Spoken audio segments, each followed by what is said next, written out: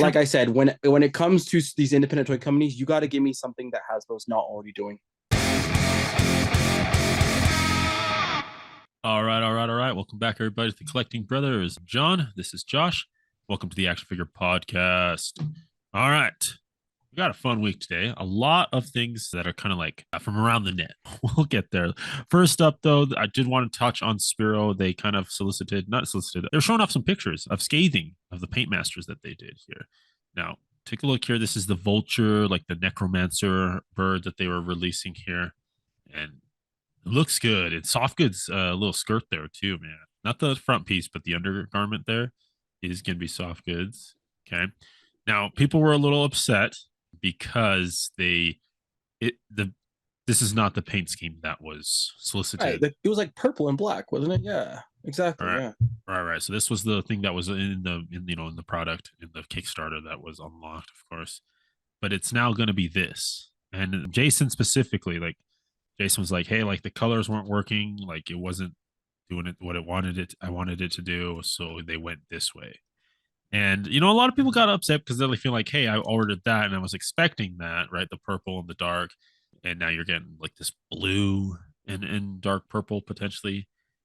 But I don't know, man. I trust Jason's color theory. Like if he says it's not working, I feel like it's not working. I feel like I'm gonna side with collectors on this one, just because I think, like, just looking at this color, to me, this color reads better as a vulture. When you think of like, everyone talks about, we talked about when we first covered this, Baltimore Ravens, right? The Baltimore Ravens are that black and purple color scheme. And so for some reason, I think just culturally, people associate purple and black and gray with ravens, Yeah, for sure. And so seeing that white and blue, like, I don't think of like a vulture or a raven, because I don't know, this kind of seems like more noble, holy colors to me. Like I want this to be like a grimy, kind of eviler character, and I feel like this blue and white, I don't know, it just doesn't read evil as the other colors were to me. One thing I do appreciate, like, that I didn't realize that was happening, was the soft goods skirt. Like that is a huge plus, like that, and it looks amazing, the tattering at the bottom, plus it has like some hemming going around throughout the whole thing. The skirt looks phenomenal. And then the skull mask, dude, was that one in the original render picture? Let me see it. No, it was not. There's a story behind that. There was a couple of Kickstarter like fans that were in the Spiro chats anytime they go live on, for the AWOC talk, that they were actually contacted by Jason to help design and like get this manufactured. That's cool. That's really cool. Yeah, and I think like with those two like additional things, the fact that he's giving a soft goods skirt, which wasn't like part of the original offering, plus the skull mask, which wasn't part of the original offering, that it makes it like fine, because it's like, people are complaining that, oh, this wasn't in the original offering, but neither was the soft good or the skull mask, so it's like he's kind of making up for it. Like, and like you said, if whatever his reason was for removing that color scheme, even though we might, in our eyes, it might read better as evil, at least he's kind of making up for it with extra accessories and just making the figure better than what we purchased it as, right? Yeah, for sure. I don't know. I view, it's interesting that you said holy creature, like a holy guy, but I consider vultures holy, man. So it kind of works for me. No, well, look at the mask. Oh, that's evil, right? And honestly, what I love about this mask, though, it definitely reminds me of like the Skeksis from Jim Henson's Dark Crystal, right? Yeah, this you're looks right. exactly like the Skeksis. Like the fur doesn't, like the fur doesn't start to like. So you know what could be too, because the Skeksis are kind of like portray themselves as holy creatures, right? They portray themselves as the saviors, but in reality, they're kidnapping those people and killing them, right? So it's kind of like that. Maybe that's actually a cool kind of dynamic if that's what he's going for, We'll see. I trust Jason though, but yeah, there is that scathing update from AWOC. All right, let's jump over to Four Horsemen. A lot of news here. October 14th is going to be kind of a big day for Legion's collectors. First up, they announced that they got some warehouse finds of the first release Headless Horseman, as well as a couple of sets of the Anubis, or the Gods of Egypt, so Anubis and Bestet. All right, so first up here, this is the original release for the Headless Horseman, right? We had the spectral version, which had like orange in the cape and some green, right? Yeah, dude, the green looked fire too. Like I remember either one of those, the green was awesome addition. I think so too. I don't have the Headless Horseman, and so I was kind of like, oh yeah, I'll jump in on this. I do dig the green a little better. Yeah. So, which is available still. So But there is that re-release of the Headless Horseman, which looks good. Those pumpkin heads too, man. Those are so much fun. Well, not like a re-release, right? It'll be like very limited Oh, quantities, just like correct. Sorry. whatever they find. Yeah, warehouse find. Warehouse find. Yeah. I almost think like it's more so that maybe the stuff that they like, I feel like it's more that they kept a select quantity for shows. And then maybe because this is kind of, these are more expensive sets, right? These are $130. 120, 120. Right. Well, no, like when they sell them at shows, they have to they right. them over. So they usually add like an extra $10 or so. And so I remember seeing like these at $130. And so maybe they weren't moving as well. And then they classify as warehouse find, you know, because they're just like, all right, we got to move on from this. We got to get rid of these, you know? Yeah, we got to get rid of it. Yeah. And it could be too, like we're coming up at the end of the year. Like there's less shows that they're going to be doing. I mean, probably what, like, I think they're doing Secret Galaxy Expo and then Legion's Con, and that's it. I think that's it for the con season. So they're just like potentially looking to unload. Yeah, and exactly perfect time. They're just like, let's get them while it's Halloween, you know? Yeah, warehouse. Yeah. So it is an in-stock item with that $9.99 free domestic shipping, flat rate shipping. But yeah, Gods of Egypt as well, and you know these are great figures as well, man. I love these two. I know. I can't wait till they show us like the alternate, you know, the retailer exclusive version. I can't wait to see like which one will be cooler, you know. I'm hoping for an all black Anubis. Yeah, that'd be cool. Actually, speaking of Anubis, the Frankenstein arms where they're long and lanky, they work to make him look like more like a lichen, like a werewolf. Yeah, like a more like an Anubis, more like an Anubis on. Yeah, from like yeah, for sure. So interesting little swap there, dude. Yeah, honestly, and then like to get maybe like some more dog if we hind legs, right? Yeah, some hind legs, some way somehow. With dude, I wonder if you could take like the joint from like a horse, like or what about the skate backs? Yeah, well, that one's kind of like spiky and scaly, right? That's true. Yeah, that's true. But yeah, some way maybe the horse, you know, you could swap out the hoof and put this leg, and then I don't know, might work. We'll see. But this set came loaded. You know, this is everything you're getting here with the Anubis figure. Love all the accessories that you're getting, and here's everything that came with Bastet. So both the Headless Horseman and the Gods of Egypt, 120 for those two sets.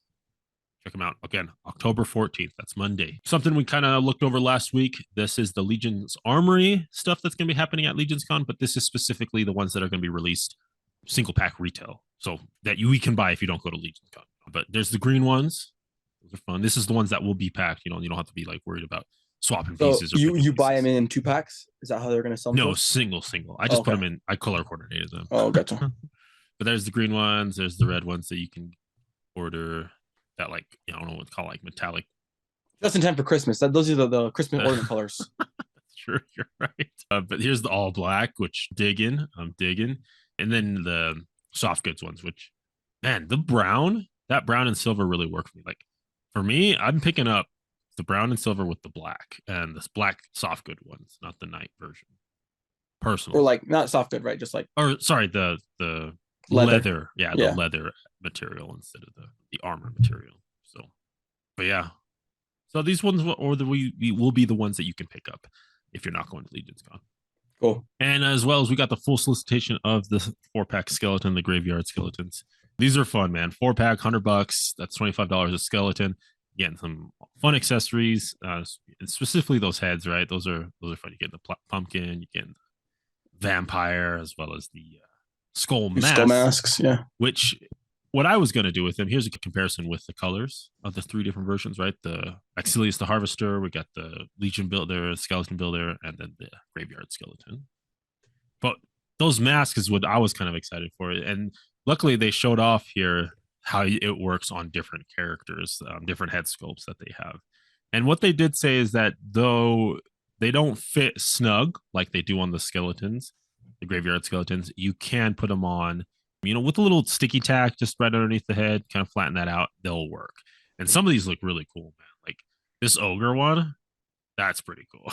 Or the orc, yeah. Oh, sorry, the orc. Honestly, my favorite though is the goblin. Like the fact that you get those ears, and I feel like this is what something like goblins would do. Even the blue Hagnon one, I think reads really well, especially because it glows in the dark and it kind of would look really cool, you know. Yeah, I also like this dark mage too, like some kind of yeah. I think that one they I feel like they did a really good job of like showing the possibilities of it, because any one of these kind of works really well. One thing though is like I feel like if they were, you know, that For me personally, I'm gonna repaint mine bone color because I feel like, don't you think it would look better if it was like an actual skull, you know? And that's my biggest problem. Like, honestly, this is probably the biggest bang for your buck. Like the fact that they lowered the price. Not only they lower the price, you're getting everything that the Legion Builder came with, plus those 4 extra fun accessories. Those are really cool, fun additions.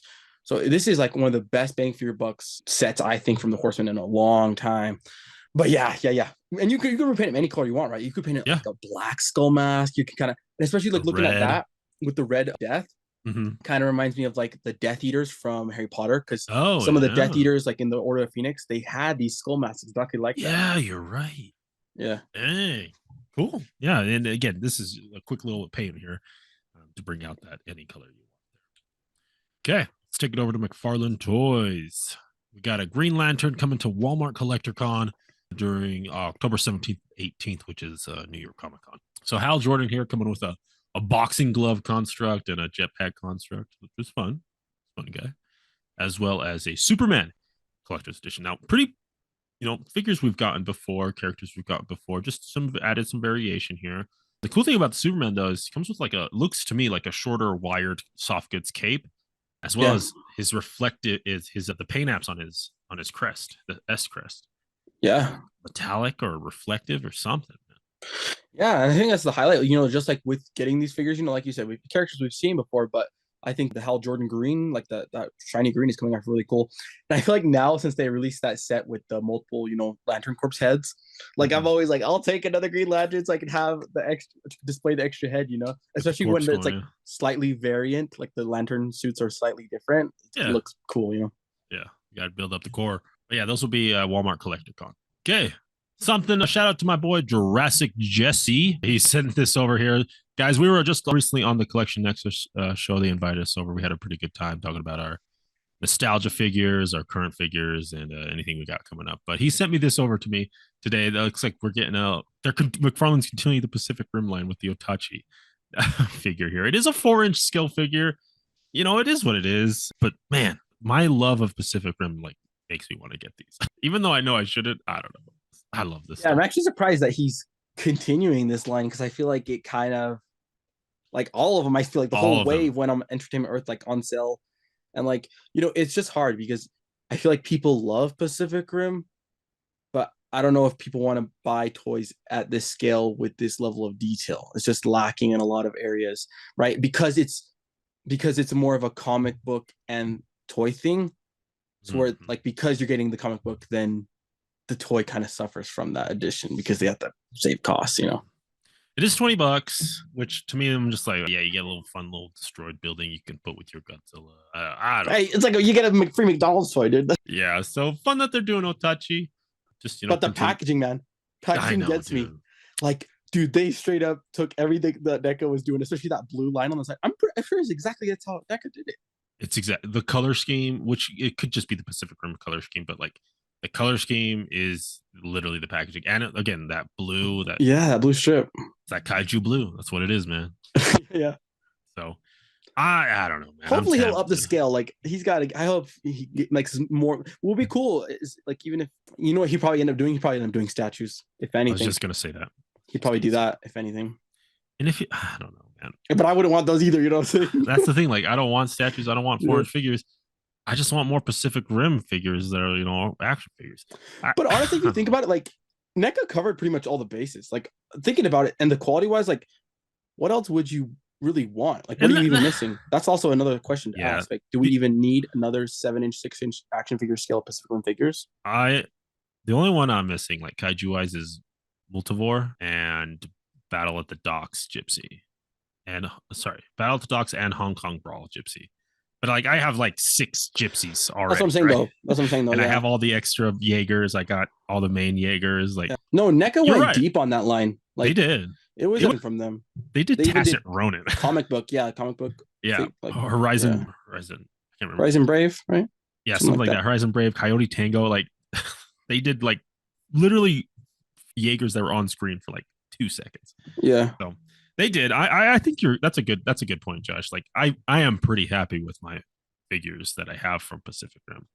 Maybe I just want Pacific Rim back. I think that's what it is more of. Yeah, exactly. Yeah. All right, let's keep going. SH Figure Arts here. We got some Daima, Dragon Ball Daima. This is Goma. Now, I'm not sure if this is a baddie or not, but they're, it's from Daima. Apparently, that will be going live on Crunchyroll tomorrow. So Friday. Okay. So what the freak is happening to Super? What the heck is Daima? Daima is the next series. So like, because I thought Super Season 2 was coming out. I don't know. From my understanding, Daima's like GT, but like done by Toriyama. Before he died? Oh, okay. Yeah. Because like he becomes a kid somehow. That's what I've been hearing. That's what I've been hearing. That it's supposed to be GT was, yeah. So. Like a remake of GT. Yeah. Okay. Yeah, we'll see. But here's Goma. Another cool thing here. SH Figure Arts solicited this beautiful little piece here. So you get in the Kid Goku with a chibi version of Shenron, which is meant to recreate the manga cover here, which is just beautiful, man. Beautiful, beautiful. Now, unfortunately, though, this is not going to be released here in the States, and it's going to be sold exclusively something called V Jump.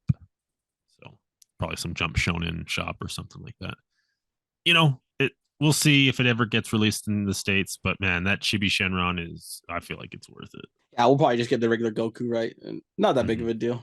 Yeah. All right, let's take it over to Storm Collectibles. We got the full review for Kim Kwan from King of Fighters 98 Ultimate Match. $89 over at Big Bad Toy Store here. It's fun. Honestly, though, I'll be honest. Let's talk the figure here. It's a fun figure. Let's just say it because I'm thinking the same thing, dude. I'm getting bored with these. I'm getting bored with these, and like with the true 1/12 skill stuff coming out, I'm more excited about that. And like, I just don't have an interest in these anymore, right? Because this was their only offering. Now they have something else. I'm like, that's more my speed. Yeah, and I think it's also like this is kind of just a bad pick. I think the King of Fighters, I feel like it's not even Storm's fault. It's like the fighting game's fault that those fighters are so human based. Like they all are just regular dudes and geese, and they're just like not good character designs. Like when you think of Mortal Kombat, Soul Calibur, even Street Fighter to a better extent, they all have super interesting characters that are super different. Whereas these guys are all like 6-foot dudes wearing geese or boxing briefs. It's like I'm watching Bloodsport. Yeah, exactly. Like I'm just getting bored with these, even though they're executed well because it's Storm. It's just like, unless you're a King of Fighters 98 fan, like as toys is like, this line's kind of getting dull. Yeah, I agree. The effects are fun. They get the cool swishing kick there as well as the ground and pound, right? But yeah, I agree, man. I'm kind of less and less interested. I know. At the first, I was like, okay. And then it's like, every time it's like, okay, it's the same figure, basically. All right, but there's Kim Kwan for you, friends.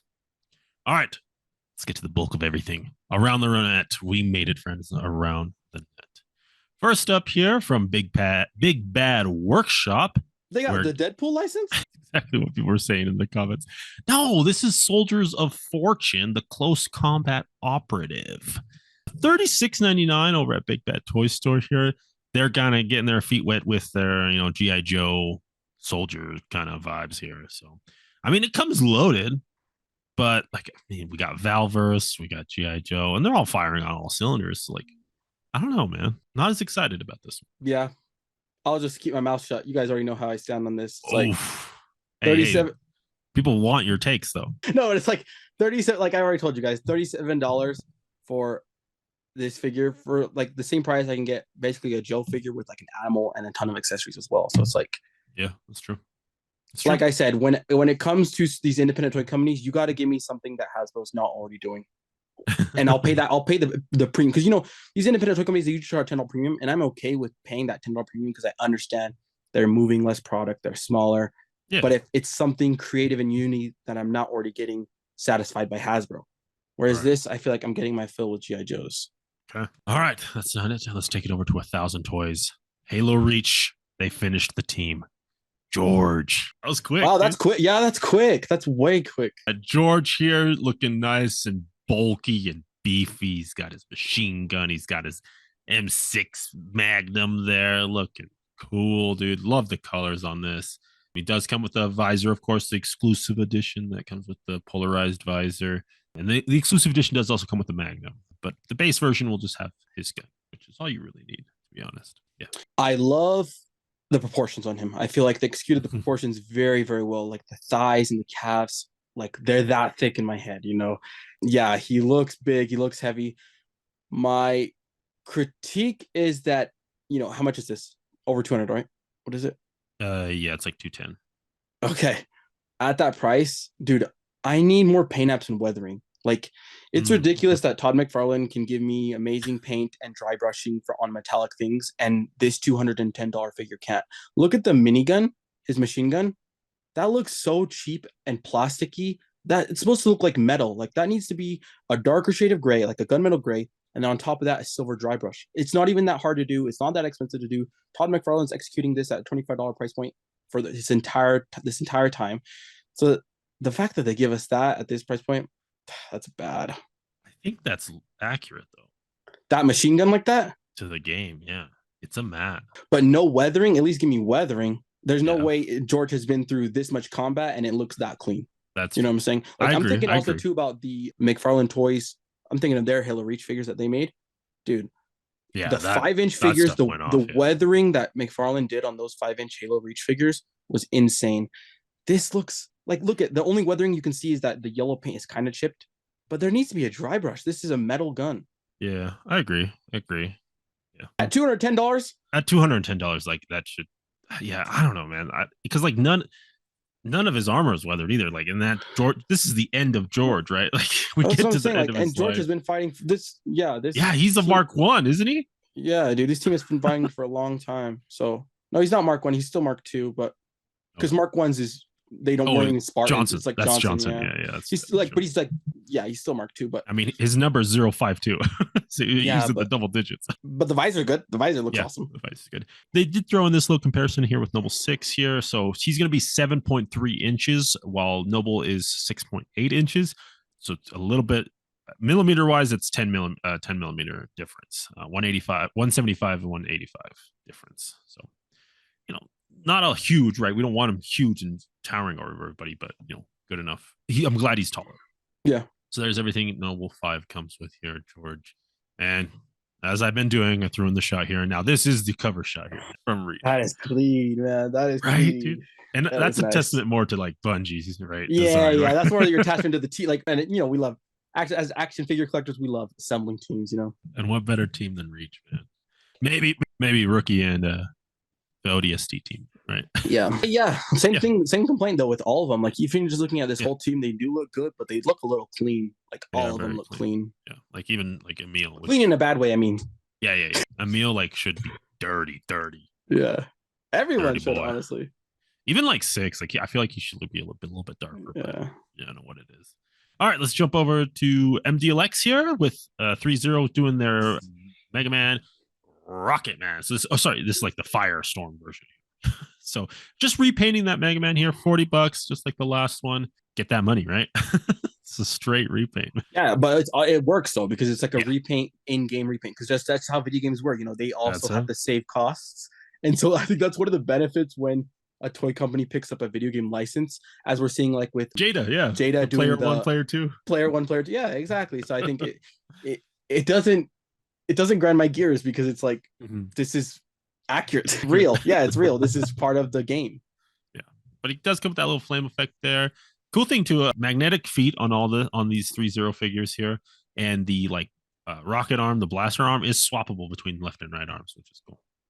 So one accessory you can get all those Mega Man poses clean with this boy. Like, look at I feel like this is probably like if you're a Mega Man fan, this is for $40, like under $50 figure, 3-0 quality. This is easy get, man. Yeah, love this pose here. There's everything you're getting with him, friends. He's gonna be about 4 inches. Because it's Mega Man. It's going to be 1/6 or 1/12 scale. So, all right. Harbinger Studios firing on all cylinders here. They got their Savage Crucible line. They got their Collegiate Legends. This one here, they got that Frazetta license too. I mean, come on. Yeah. So Harbinger is now teaming up with this book. I'm not familiar with this book, but apparently it's pretty popular. It's a book from the 60s, 70s by Michael Moorcock here. And this is Elric. I'm not going to attempt that last name, but Elric. But yeah, it's just like this old book that's apparently inspired a lot of like, Game of Thrones stuff, a lot of just that fantasy stuff that is like D&D stuff. He's shown up in there as well. But yeah, a new license for Harbinger Studios for the boys over at Savage Crucible, getting this Elric figure out here. And the armor reminds me of the Berserk armor, man. The stuff that Guts wears towards the end. Definitely the legs, right? And the legs for sure. Like that's how his armor is. The plating, yeah. So is the reference for this just that cover photo or cover photo, or in the book there's a lot of pictures?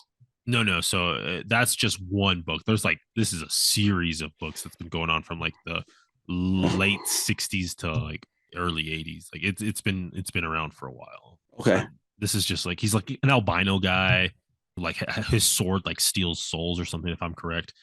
But yeah. Okay, that's where they got the Soul Calibur. That's where Soul Calibur was inspired. Then they were inspired from this book, I guess. Yeah, Nightmare. Okay, that's what it is. Yeah, Nightmare. I think the armor looks cool. I don't know about the head. I just feel like it's kind of small or skinny, where it's just throwing off. And that could just be, I don't know, they're just interpreting the art, but it looks kind of skinny.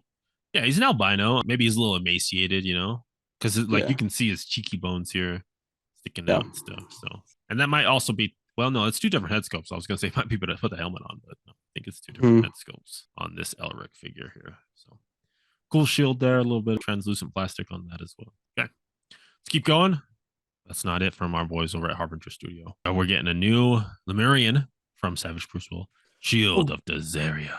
Are you serious, dude? When I saw this, I thought this was somebody's custom that they made. I was like, dang, dude, somebody cooked on this. I thought they just like somebody repainted like their thing to look like this. This is an actual release. Actual release here, and getting 3 different heads with this, as well as a soft goods, cape, and new armor pieces. Man, I dig the new armor. I love like the little centurion, Romanesque skirt pieces there, the big old bulky like top armor. Yeah, I don't know. I think the chest plate is new, but I feel like is the bottom half new? The bottom half I feel like was used on the barbarians. Like I think it's just it looks like it's not been used before because it's kind, and honestly it kind of looks a little off just because like the Lemurians, they were using all just like kind of like more like savage kind of stuff and not so much the armor. And so yeah, I think this was just like one of the barbarians that kind of swapped on, which good reuse. But the chest piece, I don't think I've ever seen that on a figure. So the chest piece for sure I think looks new to me. And I think the highlight though is just the color scheme on this thing, right? The color scheme looks really cool. And I don't know if that's going to come out in the final product, but you see how when their knees are being bent, that the green has green joints, right? Yeah, that's just the prototype here. Oh, they will be white. They did say that. They will be okay, white. Cool. And on top of that, I'm like looking at this paint job. It's not just white. It's like a pearl white. Like you can see that it's shimmering, which is such a cool effect, especially to get on lizards, because lizards have that they're shiny skin. Yeah, exactly. Now, another thing too, they have updated the feet. So there was a lot of complaints and a lot of feedback that they got about their feet with the hinge joint. It made them really unstable, and people were saying that they were falling over a lot, and just because of that hinge and stuff. And so they are going into just a solid foot now. So no more articulation at the the toes. I think that's the right move, and I'm actually super excited about that. And I love that they listen to people, because they were probably just thinking we're trying to make the best figure, the most articulation, and in principle it makes a lot of sense to have that. But like if I put just the slightest amount of pressure, the toes go up. Like they have no resistance. Yeah, and that's just the thing since like the dawn of time, since any figures have added to articulation, it's always been more of a bane than a good. Like in all companies. Yeah, my Hasbro Daredevil from that 3-pack, that thing falls over so much. Yeah, it's like when it comes to like toe articulation and hand articulation, it's a no-go. Like it seems like a good idea. Yeah. It seems like a good idea, but it never is. It's never the right move. So good to see them improving, just like we saw with like AWOC, where they've improved the figure since, because especially it's their first run, right? Yeah. This line's only going to get better. This line's only going to have more pieces in their catalog. It's just going to be, I'm so excited for the future of Savage Crucible. It's good. It's also kind of cool, like if, since they're doing away with the toe articulations, all those figures with toe articulation are now, become a little more rare, because that's just the old way of doing it. Dude, you know what? That's true. Like, because sometimes maybe for photos, like it's going to be harder to balance, but like, let's say you wanted that toe articulation, you could repaint it, if you have like the old copies. Yeah, that's right. So shout out Savage Crucible team, the Harbinger Studios, man. They're cooking. All right. It's going to go ahead and wrap up our show this week. Thank you all for tuning in. We're going to be thinking about our pick of the week as we are thinking. Make sure you guys let us know down below your pick of the week.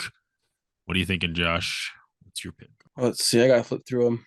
Not the George. Not the King of Fighters. Not the Pacific Rim. You know what? I'm gonna give it to Savage Crucible. Okay. That the improved kind of, it was a minor. Yeah. I didn't think it ruined the figure, but the fact that they were like, get away from it, and we're getting new chess pieces for the catalog of the Savage Crucible line, plus that paint job came out phenomenal with that pro paint. I agree. All right. For me, man, I'm kind of tempted to give it to George, but give it to them. If that's your heart, give it to them. Okay. Yeah. You love it. I love it, dude. And I love Halo Reach too. And to finish the team, it just feels good. And it was quick. Like remember when we were talking about, was it Carter? It was Cat. Yeah, Cat. And we're like, when we get George? We just need George. And we were like, it'll be a while because he's so big, but they gave it to us, man. They gave it to us. Price is a little much, but just fun to see that team. Dude, now I feel like they're gonna do it. Now that they're done with this, they're going to ODST. Trust me on that. Trust me. I'm calling it now. Okay. We'll see, man. That would be crazy, man. That'd be crazy. An actual complete ODST, because that hasn't been done, right? No, we never got Romeo from McFarland. McFarland, you. All right, friends. Well, let us know down below your pick of the week. And as always, keep collecting, keep playing. May the action figure gods smile upon you. Peace.